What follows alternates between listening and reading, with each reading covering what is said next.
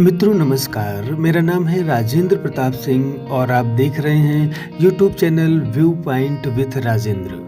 प्रस्तुत है मंदिर स्थापत्य कला पर ऑडियो नोट्स का दूसरा भाग। आज हम चर्चा करेंगे दक्षिण भारत के मंदिर शैलियों के बारे में, जिसमें जानेंगे पल्लव, चोल, पांड्य और विजयनगर कालीन मंदिर स्थापत्य कला के बारे में। तो मित्रों, अगर आप चैनल पर नए हैं तो चैनल को सब्सक्राइब जरूर कर लें, बेल आइकॉन की बटन को जरूर दबा दें, जिससे आपको नए वीडियो की सूचना मिलती रहे। तो फिर आइए जानते हैं दक्षिण भारतीय मंदिर स्थापत्य कला के बारे में।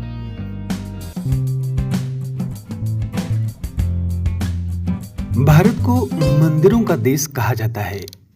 उत्तर भारत की अपेक्षा दक्षिण भारत में मंदिरों की संख्या अधिक है। देखा जाए तो दक्षिण भारत में ही मंदिर वास्तु का चरमोत्कर्ष रूप दिखाई देता है। दक्षिण भारत में मंदिर को प्रायः देव स्थानम कहा जाता है। यहाँ की मंदिरों की विशालता उनकी छतों, दीवारों और स्तंभों पर उत्कीर्ण मूर्त शिल्प का सौंदर्य देखते ही बनता है।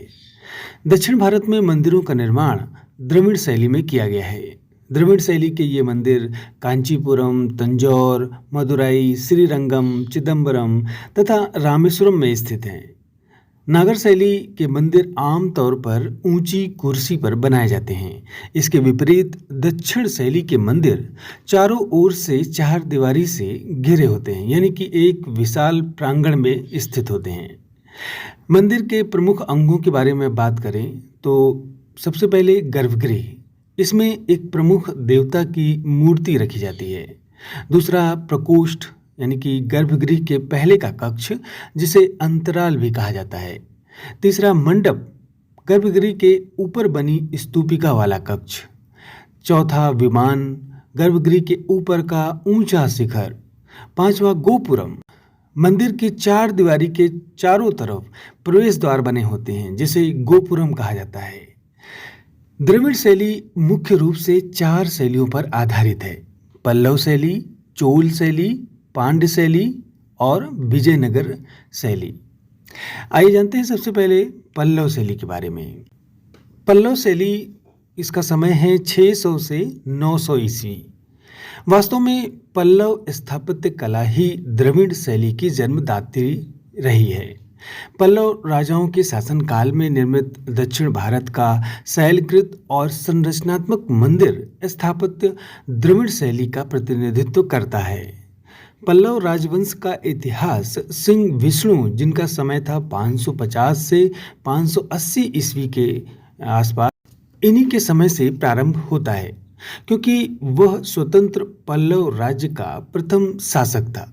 परंतु पल्लव स्थापत्य का इतिहास उसके महान पुत्र महेंद्र वर्मन प्रथम, जिनका समय 580 630 ईस्वी का था, के समय प्रारंभ होता है।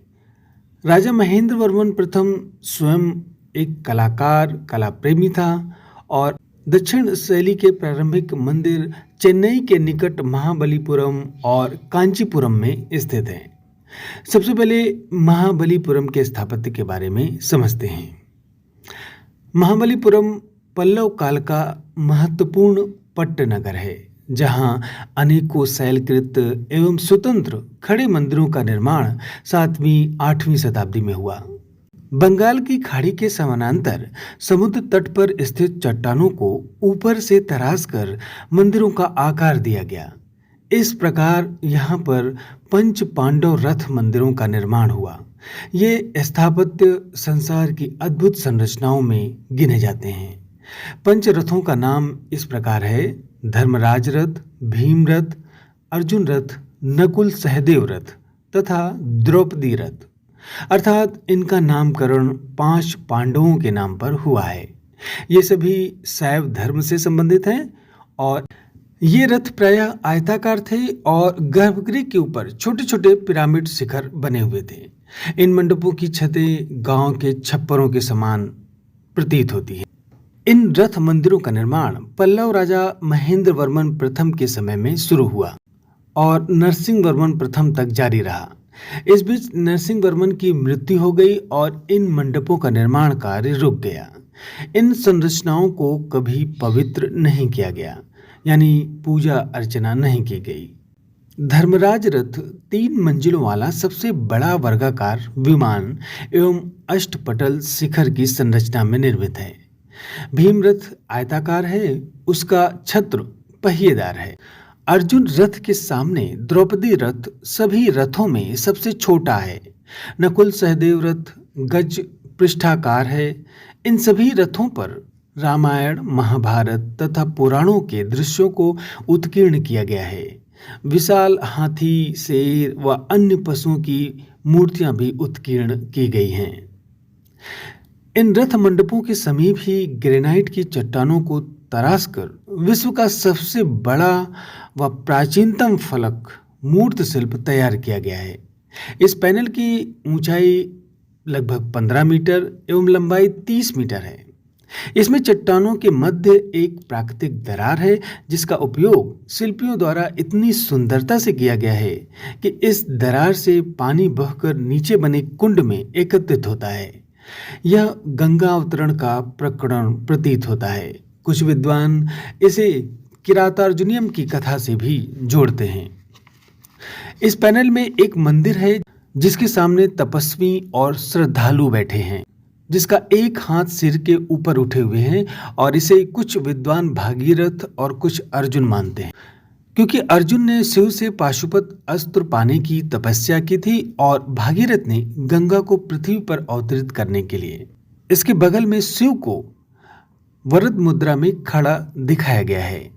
इसके अतिरिक्त इस पैनल में उड़ते हुए गंधर्व, पशुओं और पक्षियों को भी आकृतियां बनाई गई हैं। एक विशाल हाथी और एक बिल्ली का चित्रण किया गया है। बिल्ली को योगी की नकल करते हुए मुद्रा में पीछे के पंजों पर खड़े और आगे के पंजों को हवा में ऊपर उठाए हुए चित्रित किया गया है। साथ ही बिल्ली चूहों से घिरी हुई है, फिर भी उसकी साधना भंग नहीं हो रही है। शिल्पकार की यह एक अद्भुत रचना है। इस चित्रण से हर स्टूडेंट को सीखना भी चाहिए कि हमारे आसपास बहुत सी समस्याएं, परेशानियां हमें भटकाने का प्रयास रोज कर रही हैं, लेकिन हमें अपने लक्ष्य यानी जो भी परीक्षा की तैयारी कर रहे हैं उसकी साधना लगातार चलती रहनी चाहिए। महाबलीपुरम में कुछ संरचनाएं ऐसी भी हैं जिन्हें पत्थरों को जोड़कर बनाया गया है। ऐसी एक रचना सूर मंदिर का है। इसका निर्माण 8वीं सदी में नरसिंहवर्मन द्वितीय ने करवाया था। यह मंदिर द्रविड़ वास्तुकला का दक्षिण भारत का सबसे प्राचीन मंदिरों में से एक माना जाता है। इस मंदिर में 3 मंदिर हैं, जिनमें 2 शैव मंदिर हैं और बीच में विष्णु मंदिर है। महाबलीपुरम के मंदिर समूहों को यूनेस्को द्वारा विश्व धरोहर स्थल के रूप में शामिल किया गया है। कांचीपुरम, यहाँ पर 2 प्रसिद्ध मंदिर हैं। पहला कैलाशनाथ मंदिर जो शिव को समर्पित है, और दूसरा बैकुंठ पेरुमल मंदिर जो विष्णु को समर्पित है। कैलाशनाथ मंदिर की दीवारों पर भगवान शिव, माता पार्वती की नृत्य करते हुए मूर्तियां बनी हुई हैं। बैकुंठ पेरुमल मंदिर में भगवान विष्णु की बैठे, खड़े और आराम करती मुद्राओं में मूर्तियां हैं। 1000 स्तंभों वाला विशाल हॉल है और इन स्तंभों पर अद्भुत नक्काशी की गई है। चोल शैली, जिसका समय है 900 से 1150 ईस्वी। 9वीं सदी में पल्लव शासकों को पराजित कर चोल शासक दक्षिण भारत के तमिलनाडु के पूर्वी तट पर शक्तिशाली हो गए। चोल वंश के शासक राजराजा प्रथम तथा उसके पुत्र व उत्तराधिकारियों का शासन व कला संस्कृति चरमोत्कर्ष पर पहुंचा था। चोल शासकों के काल में निर्मित मंदिरों में सुंदरेश्वरम मंदिर, विजयालय चोलेश्वर मंदिर, मूवर कोइल मंदिर, कदम्बर मंदिर, मुचुकुंडेश्वर मंदिर, बाल सुब्रमण्यम मंदिर आदि 9वीं तथा 10वीं सदी में बने थे। हालांकि ये मंदिर छोटे आकार के हैं, लेकिन इन मंदिरों में द्रविड़ शैली का प्रयोग किया गया था। चोल स्थापत्य कला के प्रारंभिक मंदिरों में तमिलनाडु के तिरुचिरापल्ली में स्थित कोरंगनाथ मंदिर है, जिसे चोल शासक परांतक प्रथम ने 907 से 949 के मध्य निर्मित किया था। यह मंदिर 50 फीट ऊंचा और 50 फीट लंबा है। इस मंदिर की बाहरी दीवार पर देवी देवताओं की सुंदर नक्काशी की गई है। इसी प्रकार 11वीं सदी में चोल राजा प्रथम के द्वारा निर्मित प्रसिद्ध तंजावुर का 190 फीट ऊंचा बृहदेश्वर मंदिर है। इसकी लंबाई 180 फीट है तथा 190 फीट का पिरामिड नुमा शिखर है। मंदिर के प्रांगण में पत्थर से निर्मित एक विशाल नंदी की मूर्ति है, जो भारत में नंदी की दूसरी सबसे विशाल मूर्ति मानी जाती है। दुनिया की सबसे बड़ी नंदी की मूर्ति आंध्र प्रदेश में स्थित महानंदिनेश्वर स्वामी मंदिर में स्थित है। बृहदेश्वर मंदिर अपने आकार व सुंदर अलंकरण के कारण संपूर्ण दक्षिण भारतीय मंदिर समूह में सर्वश्रेष्ठ है। वर्ष 1987 में इस मंदिर को यूनेस्को ने विश्व धरोहर स्थल घोषित किया था। चोल शासकों का दूसरा प्रमुख मंदिर गंगई कोंडचोलपुरम मंदिर है। कुंभकोणम नगर के पास स्थित इस मंदिर का निर्माण चोल शासक राजेंद्र प्रथम के द्वारा, जिनका की शासनकाल 1014 से 1044 ईस्वी के आसपास था, और उन्होंने 1035 ईस्वी में इस मंदिर का निर्माण करवाया था। यह मंदिर 150 फीट ऊंचा है। मंदिर के सभा मंडप में 150 स्तंभ हैं और मंदिर की बाहरी दीवारों पर विभिन्न देवताओं की प्रतिमाओं को उकेरा गया है, जिनमें शिव की नटराज प्रतिमा, गणेश, ज्वालायुक्त लिंगम, चंडेश अनुग्रह मूर्ति के अलावा सुंदर अप्सराएं व गण देवताओं को भी बनाया गया है। पांड्य शैली, जिसका समय है 1150 से 1350 ईस्वी। चोलकालीन दक्षिणी मंदिर स्थापत्य की परंपराएं पांड्य शासकों के समय में भी बनी रहीं। पांड्य शासकों ने मंदिर स्थापत्य की अपनी शैली का भी विकास किया, जैसे मंदिर के चारों ओर ऊंची दीवार, प्रवेश द्वार यानी कि जिसे गोपुरम कहा जाता है, की स्थापना करवाई। ऐसे मंदिर एक महल या किले जैसा भव्य दिखाई देते हैं। मंदिर का प्रवेश द्वार बहुत ही सुंदर व अलंकरणों से सजाया जाने लगा था। पिरामिडों के आकार के गोपुरम की छत चपटी तथा किनारे गोल होते थे, यानी ढोलकाकार छतें होती थी। चिदंबरम के मंदिर का गोपुरम सर्वाधिक सुंदर है। पांड्यकालीन वास्तुकला का चरमोत्कर्ष मदुरई का मीनाक्षी मंदिर में देखने को मिलता है। इसका निर्माण पांड्य शासक जटावर्मन कुलशेखरन प्रथम ने करवाया था। यह शिव और उनकी पत्नी मीनाक्षी यानी कि पार्वती का युगल मंदिर है। संपूर्ण मंदिर 850 फीट लंबा और 725 फीट चौड़ा है। मंदिर में 4 गोपुरम है, यानी कि 4 प्रवेश द्वार हैं, और मंदिर 3 खंडों में है: गर्भगृह, अंतराल और सभा मंडप। और मंदिर के प्रांगण में स्वर्ण कमल सरोवर है। विजयनगर शैली, जिसका समय है 1340 से 1565 ईस्वी। विजयनगर राज्य की स्थापना 1936 ईस्वी में हरिहर और बुक्का नामक 2 भाइयों ने की थी। वास्तुकला की दृष्टि से विजयनगर में सदियों पुरानी द्रविड़ वास्तुशैलियों और इस्लामिक प्रभावों का मिला जुला रूप देखने को मिलता है।